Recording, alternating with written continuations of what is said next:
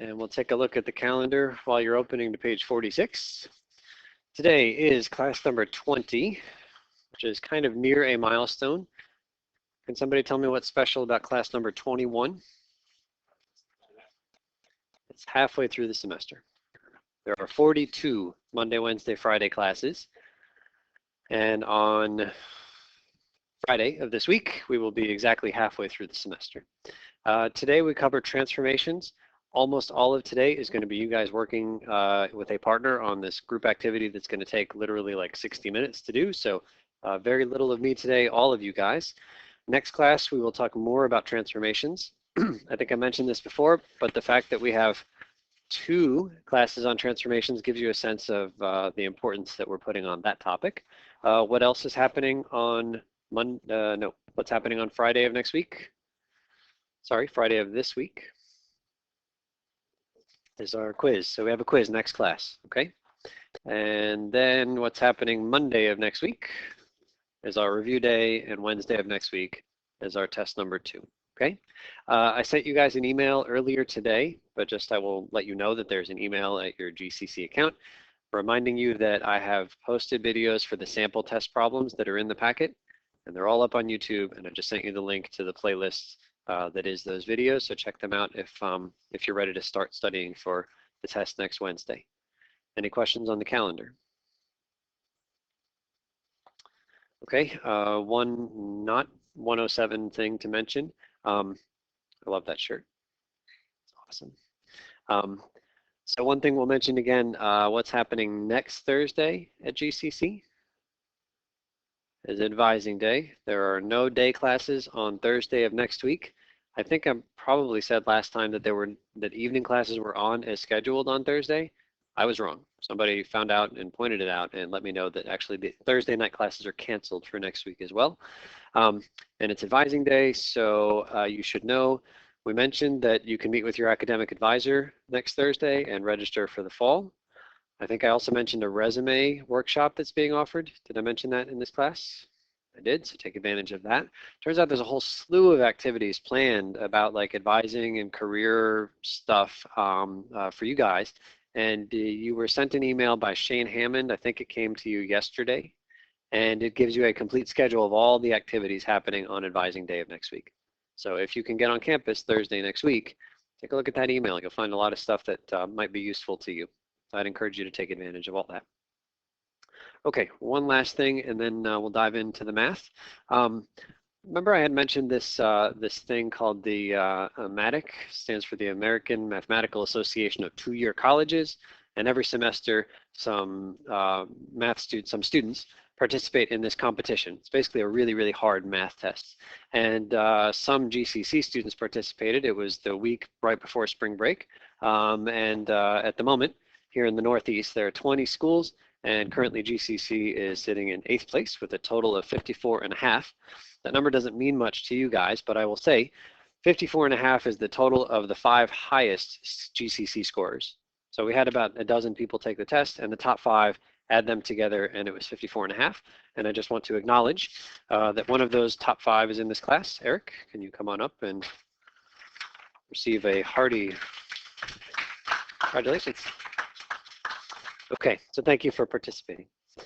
All right, so that is that. We are on page 46. One thing to mention from page 44, we're not going to do this right now, but you guys had this big group activity at the end of class last time about piecewise defined functions. You had a setup, you wrote a rule, you came up with a graph. I think most groups did not have a chance to get to this last example. If you have not done it yet, I would encourage you to do it before the test. I think that this is a good example. It is a tricky example. So make sure that you are able to work through this kind of thing. Ask your neighbors for help, ask in the studio, ask me outside of class, and make sure you can get the answer, which I think is given over here, okay? There's like an added trick in that one, and I want to make sure you have a chance to look at it in your own time. Okay, so let's start here in the middle of page 46. Can we go to Sam today?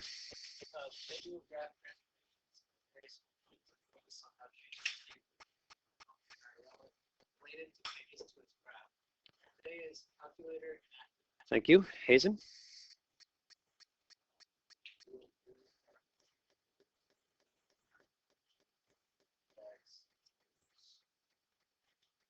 Absolute value.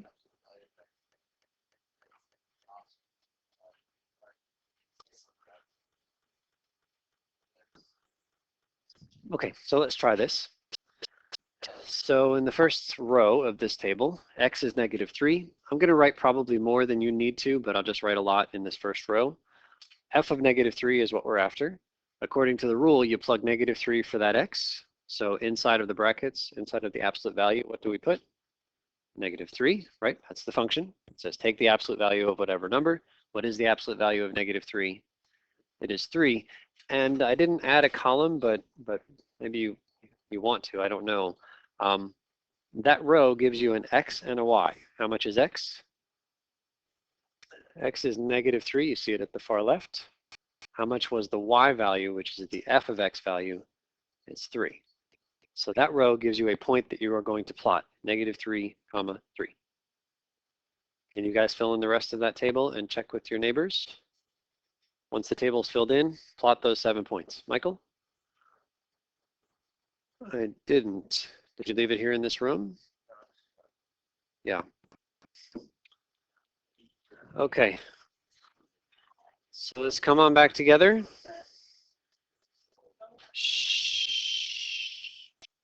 So once we have our 7 points, can we plot them? So we're plotting 7 points, one at a time. So plot all 7 of those points and then connect dots in some reasonable fashion.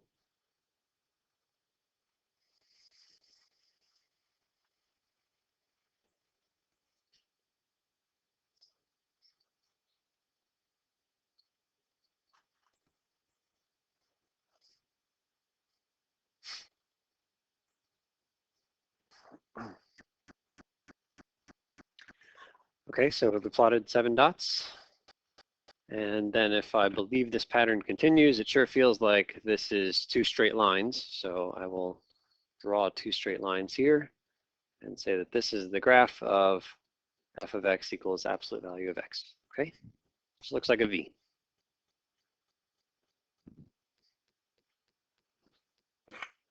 All right, that function right there is going to be like the base function for everything that we do today.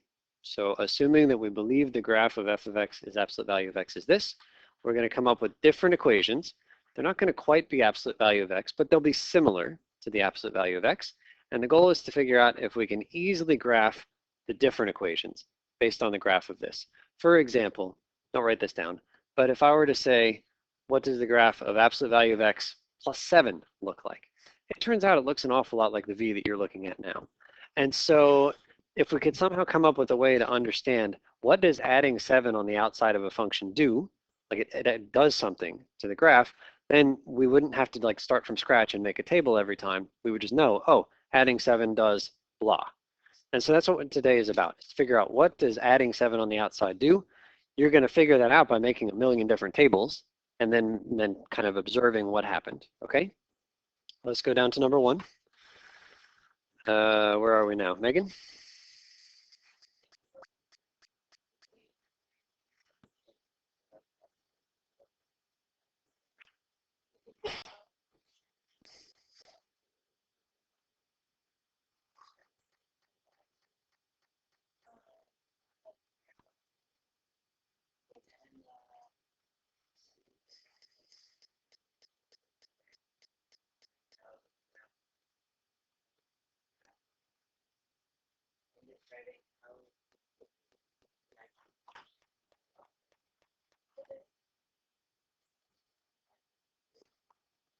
Okay, thank you. So if we go to the next page, we see lots of similar graphs and almost similar tables.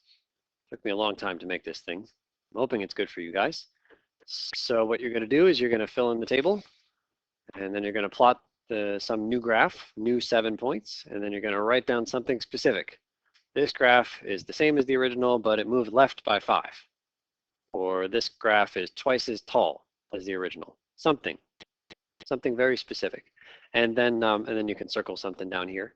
Now, I think that having a group of 3 or 4 is too big for this. I'd really like you to partner up. So if you're at a table with an odd number of people, move and see if you can find a partner and work through this. And you guys have like 59 minutes and you're going to use all of that to work through. There's a lot of stuff for you to do here, okay? So let's work with your partner, raise the flag if you get stuck, and I'll walk around. Yeah, you could be the first to comment. Okay, let's come back together and talk about what's happening on page 51. Can you guys go to the top of page 51?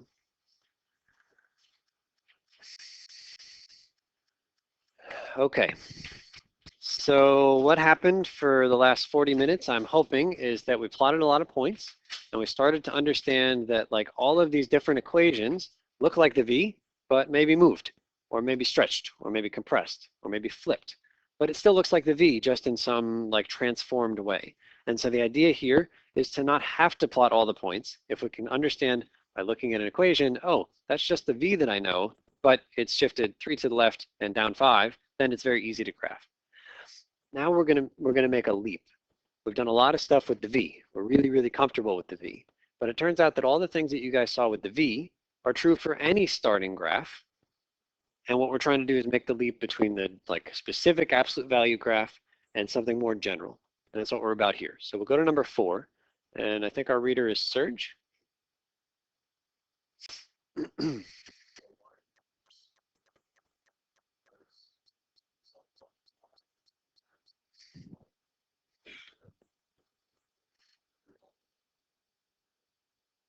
Okay, Katrina.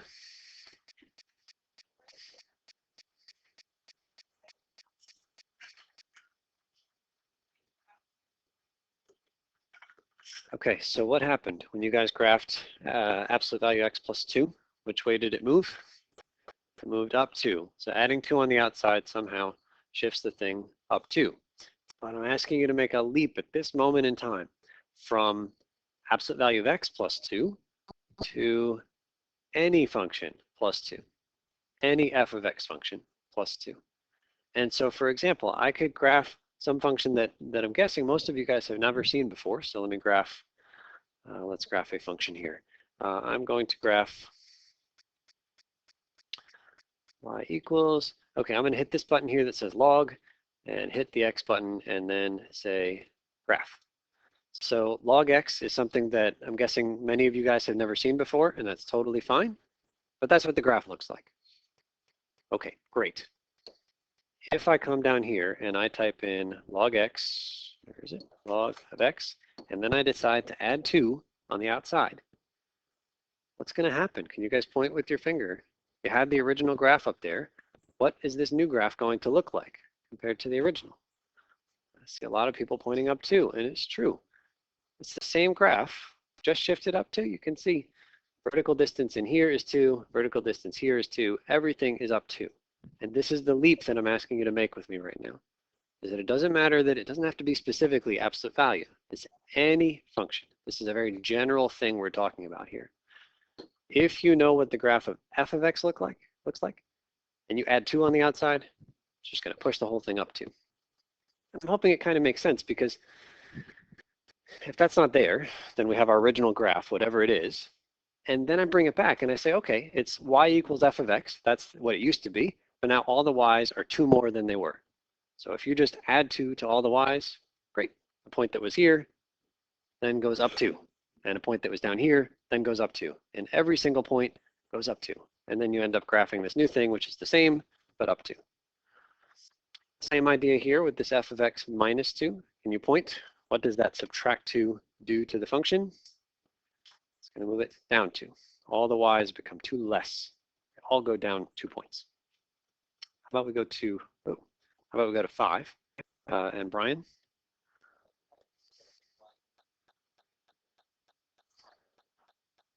Sure.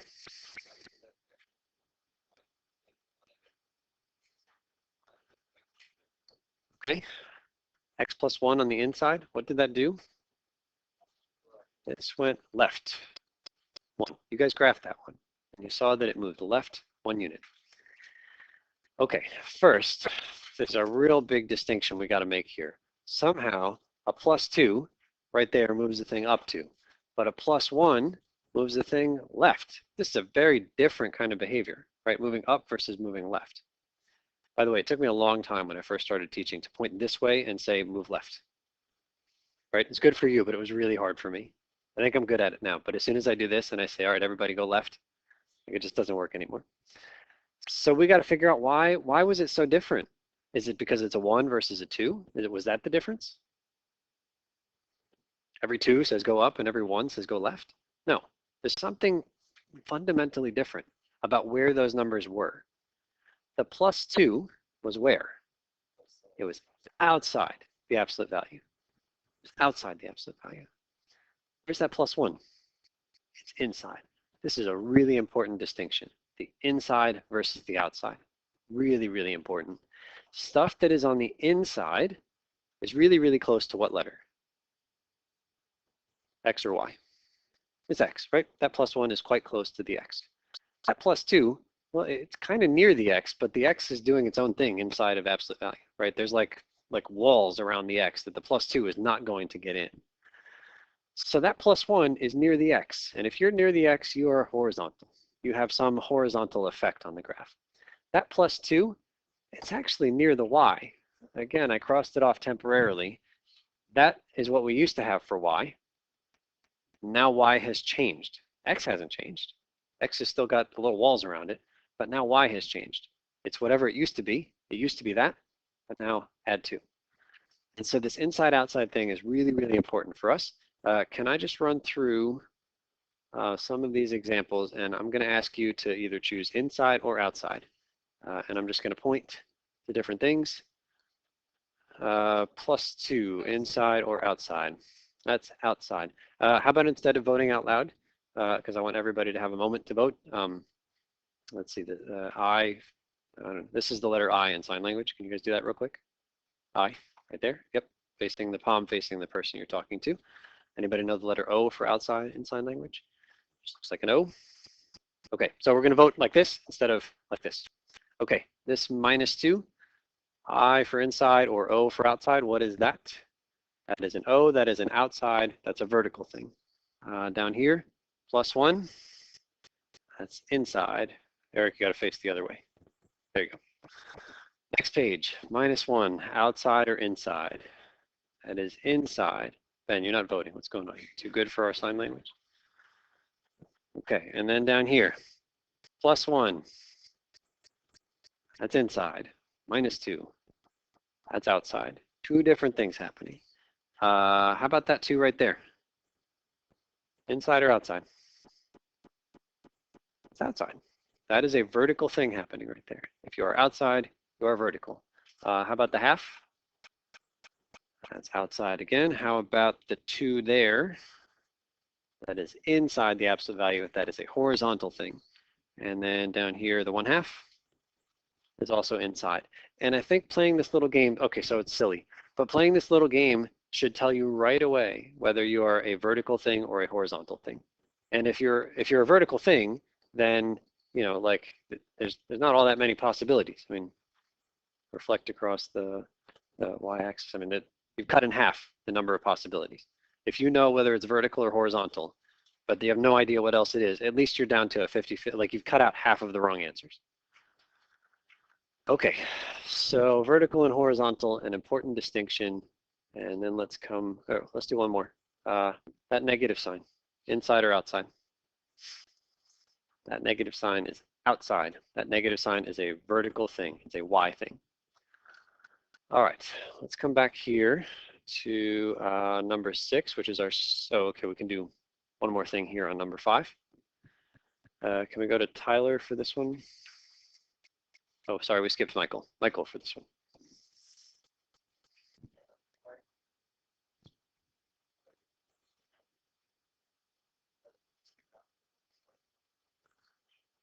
Okay, x minus 1. Can you point? Which way did that one move? Absolute value x minus 1. Where does it go? Okay, so first I'm really thrilled that I don't see any ups or downs, because where is that -1? Inside. inside is got to be a horizontal thing. So don't say anything up or down. -1, okay, well, I guess if +1 is left 1, then -1 should be right 1. That seems to make sense. But I'll also point out another observation here. That's backwards from what I expect it to be. If you tell me to add 1 to the x's, like right there, that says x + 1, right? We add 1 to the x. If I tell you you're standing on the x-axis, add 1 to yourself, which way do you go? You go to the right. That's where the bigger numbers are on the x-axis. So, did you see it? Go to the right. 1. And if you subtract 1 from the x's, you go left. That's where the smaller x's are. But somehow it's opposite here. And here's all that I can say. If you're talking about something horizontal, it's opposite at least what I expect. You tell me an x + 1, my immediate reaction is 1 to the right. But I have trained myself to know that anything horizontal is opposite what I expect. It's actually 1 to the left. If that's not confusing enough, we'll go to the top part again here. That +2, inside or outside?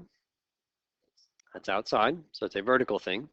+2, forget about what the answer is. But if I just said add 2 on the y-axis, which way do you go? You go up 2. Does this thing do what we expect? It does, which in some sense isn't so great, because one of them does what you expect, and the other one does the opposite. Again, it's just something I have trained myself. If it's outside, it does what I think it's going to do. If it's inside, it does everything opposite what I think it's going to do. And maybe that's worth writing down. I don't know. I'll point out that it happens not just with moving left, right, up, down. It happens with the stretches too. Take a look at that 2 right there. Inside or outside? Outside. Horizontal or vertical? Vertical. Inside is horizontal, outside is vertical. If it's vertical, that's what I expect. That 2 is really going to double things. It's really going to stretch things vertically. So what you guys ended up finding is that this guy was a vertical stretch of what it used to be. Everybody is twice as tall. This is a good moment to talk about the kind of language I'd like you to use. Vertical stretch by a factor of 2. Something like that. It doesn't have to be word for word, but you got to get the 2 in there. You can't just say it's vertically stretched. That 2 is important. All the y's became double, 2 times what they used to be. Okay, so that's fine. So the 2 does what a 2 should do. It doubles things. But then what happened when we go here? This 2, inside or outside? It's inside. That's the opposite of everything that I think it should be doing. If I say double the x's, do you expect that things get stretched or compressed? If I just say double the x, it feels like that's a stretch. Double 5, you get to 10. You've stretched. What was the answer for this one? This was a horizontal shrink. You check. That's what you guys got. You got that this one was kind of compressed horizontally. This is what you found. That's the graph, right? Timesing it by 2 turns out to be a shrink, a compression. But at least what I said before is still accurate. If you are inside, you are opposite what I want you to be. Timesing by 2 feels to me like it should be a stretch. If it's inside, it's not. It's a compression. Joe.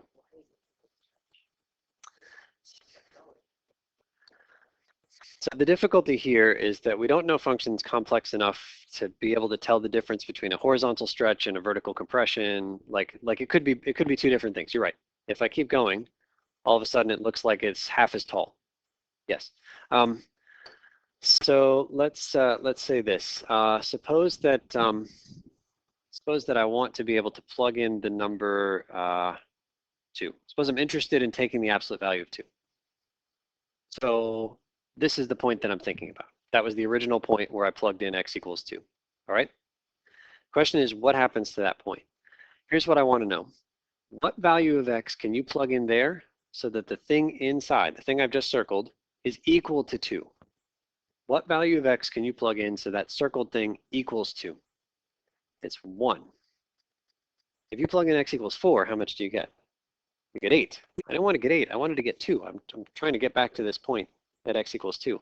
What value of x can I plug in there to make it equal to, it's 1. So what used to happen when x is equal to 2 is now going to happen when x is equal to 1.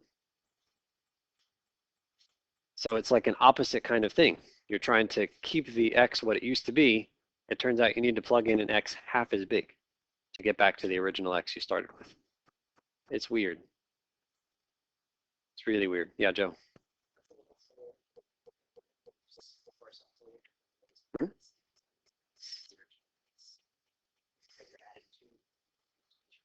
That's correct. That's exactly right. Why is that plus 2 a left 2? It's because if, for example, suppose that you were originally at some x value of 3. What x can I plug in so that that's now 3 again?